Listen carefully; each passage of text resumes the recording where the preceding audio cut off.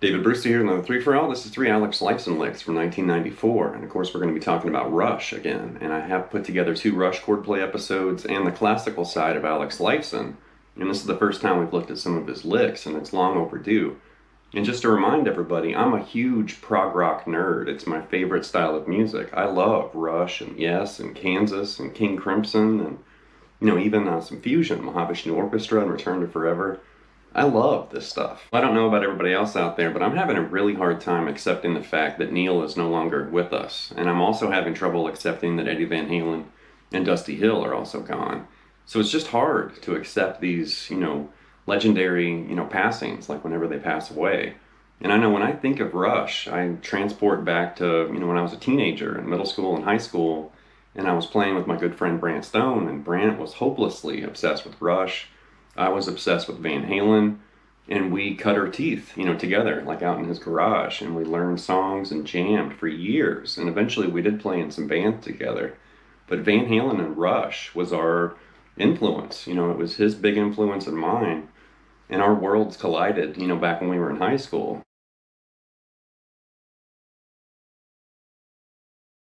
And aside from being a prog rock fan, I'm also a huge fan of instrumental music and instrumental guitar music. And Rush is actually, they actually released a lot of instrumental music, spread out through their career.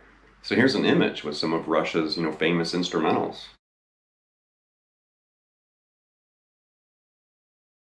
One more thing here, but if you're a Rush fan and you haven't seen the Trailer Park Boys episode Closer to the Heart, which features Alex Lifeson, you have to see that episode. You have to watch, that show. And, like Ricky goes to the hotel where Alex is because Rush is going to be playing in town, and he kidnaps Alex Lifeson. And I think Alex and Getty are big fans of that show, but the fact he's actually on an episode, and it's such a great episode where if you're a Rush fan, you totally have to see that.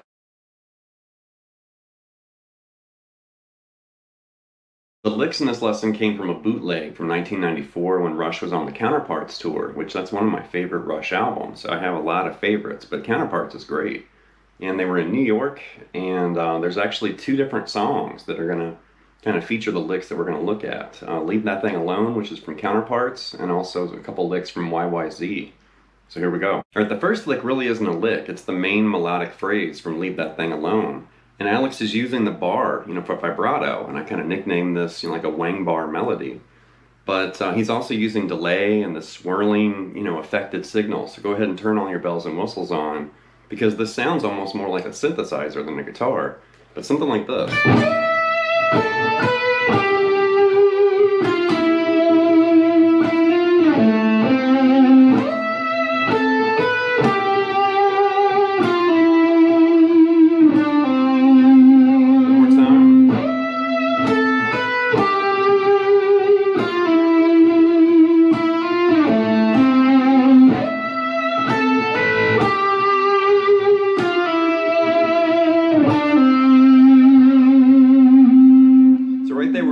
Sliding into this E note, and you definitely hear all those repeats and echoes and everything from all the delay. It has that huge, almost like David Gilmour kind of spacious sound, but you're going to slide into this E, and then this A to B right there on the B string. And when you do that A to B, then you're going to grab this G, and that's where you're going to apply some vibrato with your bar. So it's not real aggressive, but it's not really like David Gilmour either. Gilmour uses the bar a lot, when he adds vibrato to notes. Gilmour does this really smooth, almost Clapton-esque, kind of vibrato attack. And Alex, when he does it, it reminds me of like a modulation wheel on a keyboard or a synth, because it has this swirly, shaky kind of sound. It's never violent. It's always just really smooth and kind of rocking back and forth, like this.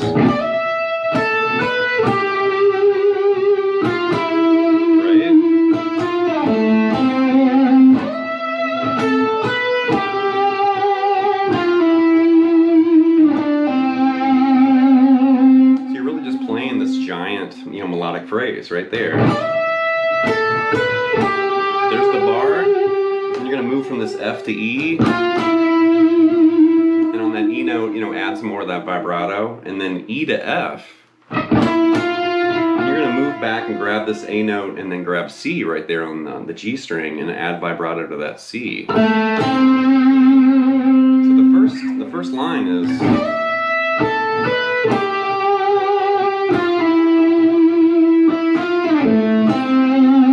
and the second line...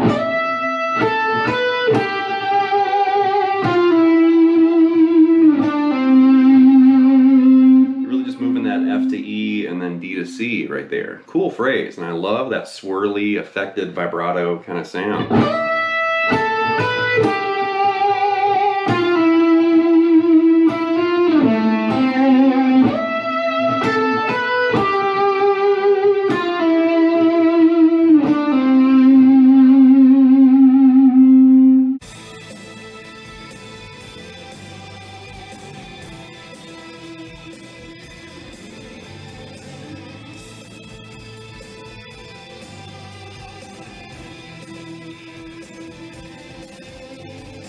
The next lick's from the same song, and this is the opening of the guitar solo from Leave That Thing Alone, and we have some more of that expressive, tremolo bar vibrato, like this. One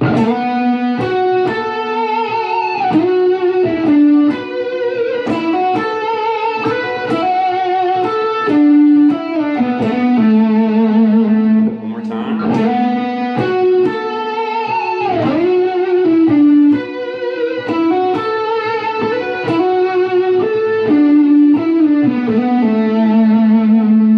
Tasteful. I love this phrase. So we're basically just doing a really quick shift into this B right there on the A string, and you're basically kind of hitting like B7 implied, like that, but you're doing it with single notes like that. And it's that B, F sharp to A. And you want to do a shift slide into that F sharp on the D string right there, and you want to start, a few frets behind that 16th fret. Right there, you just did F sharp, with that shift, E to D, and then you want to end that phrase on that B right there on the B, the G string. So you did this, and add, vibrato on that B note right there, and then E to F sharp to A, and then A to B, E to F sharp. Then grab that A, move over to that D right there. So you're string skipping. And then you want to do a shift slide, E back to this D, and then B, A, and then hammer on that A to B. Like that. So really slow.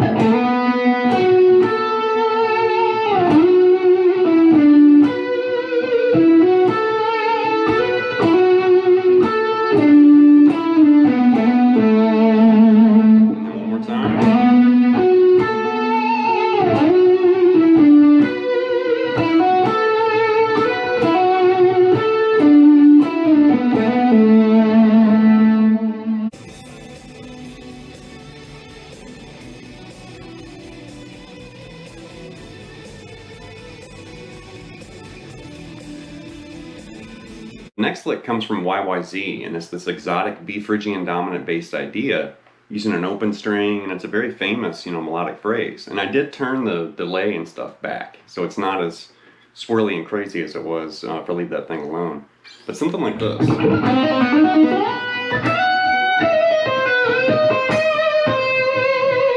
more time.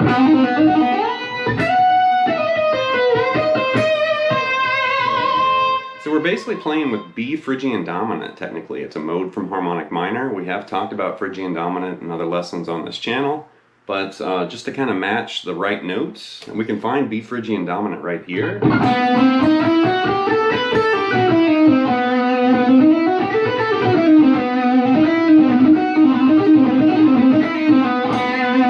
So if you have any snakes that need to be charmed, that's your scale right there. Very exotic, very dark. So after you do that first hammer on pull off right there, you're gonna hike up basically a minor third and then grab this D sharp, F sharp, D sharp, and then the open B again, like that. And you want to end that phrase with that B up there on the 12th fret. I don't think he's actually picking again. I think that's all legato, until you get to that B. And I actually slide into that B without picking. So really I'm just picking the very first note, that open B string. And then right there you're going to shift into this F sharp on the high E. And then right there you hear this really exotic kind of phrase. So it's a quick shift from E to D sharp, and then you want to pull off E to D sharp. Like that. Really cool. And then right there you're going to grab C, B, C, and then you want to dip the bar on that C note. Then you're going to grab D sharp, go back to that C, go back to D sharp, and you're going to pull up on the bar twice. And then end on that C note. Really interesting phrase. Like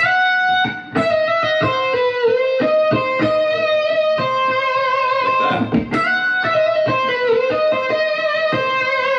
And I love those like bar manipulations in there, which makes it sound even more exotic and unusual. But one more time with this lick, really, really cool.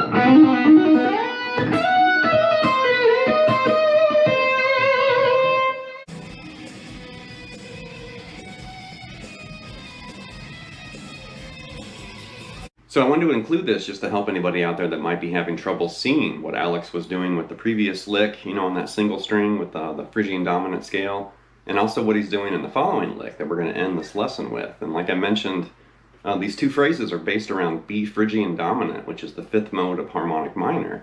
And we can find that right here. We can perform that scale all over the fretboard, you know, it's everywhere.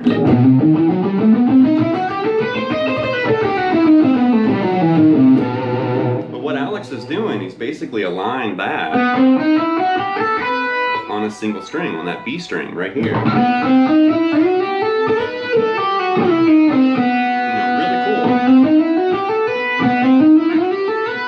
It's really cool the way it's just kind of lined up on a single string. So definitely want to spend a little bit of time playing with that before you really are going to have success with these licks from Alex Lifeson. But just practice, you know, you can shift and slide. You can also stretch, you know, if you want to kind of challenge your fret hand. You know, something like that. You can tap it. You can do all kinds of stuff with that scale. All right, here's a bonus lick from this live footage, and it's the very famous hammer-on pull-off phrase from YYZ. And Alex is still using that B Phrygian Dominant along the B string. Something like this. One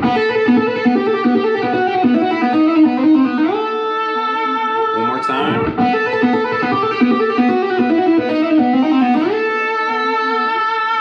And he basically holds that A note for eternity. You know, it just goes on forever at the end. But right there you can see we're still using that B Phrygian Dominant, but now we're going, you know, in reverse. We're descending along that B string, and really slowly we're doing this. One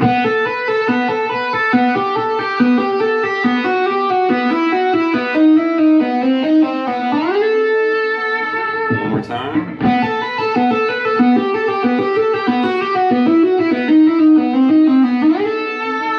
And right there you can see I'm not picking, I'm just picking that first note, and then I'm actually encircling that B string, you know, with my thumb and middle finger there with my pick hand. You know, my index finger is just kind of doing that pick magic trick right there where I just kind of palm it with that single finger.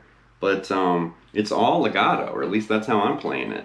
And I don't really hear Alex picking like that.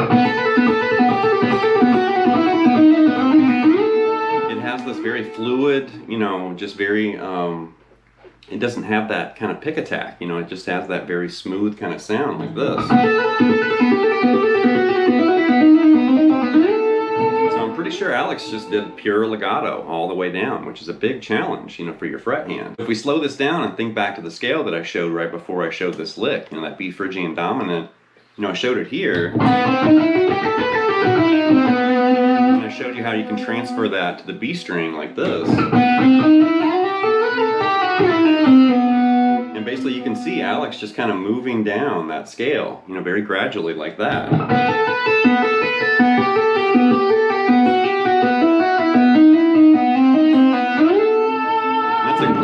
Legato workout with these open string, you know, hammer-ons and pull-offs, and it's just a good, you know, phrase. It sounds really cool. It almost sounds like a flute or some kind of exotic instrument, but it's a guitar.